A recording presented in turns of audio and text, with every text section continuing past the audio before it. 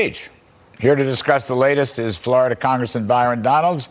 Byron, welcome back to the show. So let's see, January 14th, your letter with 12 other House members, so that's just a couple days ago, against Mr. Parag Agrawal, if that's how you spell Agrawal, sorry. So what's Twitter done now? What's their latest? Well, I mean, look, first of all, we have to go back to the fact that they banned my colleague from their platform, Marjorie Taylor Greene, for frankly posting a chart that the CDC has on their own website. Look, the biggest issue we have with Twitter starts there, but it's so much bigger than that. What we cannot stand for is them continuously banning citizens from, frankly, posting their opinion or posting their views. Meanwhile, you have people on the other side of the political spectrum, not just simply in the United States, but around the world, who are freely allowed to post their thoughts without any issue coming from Twitter whatsoever. Did this guy, Mr. Agrawal, the new CEO of Twitter, did he respond to your letter, or has he ever responded? He's not responded as of yet, and we would love to hear from him. And I got to tell you, this is one of the things that we're going to be taking a look at in the next Congress when Republicans take control. I know that Nancy Pelosi and House Democrats love the fact that conservative voices get shut down in social media platforms. But what we cannot have in our country is that the public square is basically shut down because of your political viewpoints. That doesn't operate well for our country. We can't operate this way going forward. And so Republicans, we're going to have to do our duty when we take back control and have hearings on this and get to the bottom of it once and for all.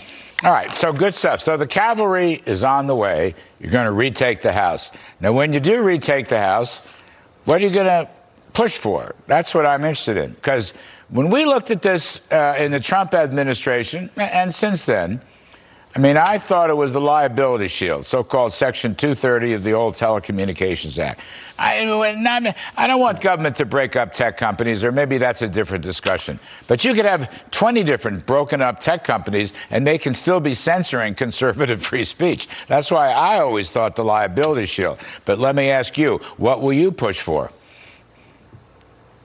Well, I got to tell you, I think one of the most common sense solutions actually came from Justice Clarence Thomas, where what he said is that you have to look at the social media companies like you look at the telecom carriers. If you're dealing with Verizon or AT&T, as long as you're paying your bill, you basically can say whatever you want to on the phone lines. The only time they shut down your phone line is if there's a court order. Similarly, because the social media platforms are making billions of dollars off of your information, you should be allowed to say just about whatever you want until a court decides that they have to shut you down. Then it goes through the legal system. There actually has to be a hearing in order to do that. But so you don't want to go after Section 230? I think Section 230 has to be reformed in part to do that, because then what you're actually doing is you're treating them much more like the telecom carriers, the phone carriers, as opposed to just being pure social media companies. But you got to deal with Section 230 in order to get there. Yeah, I mean, that's it, right? That's where they play the role. It's not just a platform. It's not just a communications platform, right? They are acting as editors and publishers. So if the newspapers want to slander, if the New York Times wants to slander you or me, you know, we can sue their keisters off, right? And maybe make a lot of money. And I think that's why Twitter and the rest of them have gotten off scot-free. They know we really can't sue them.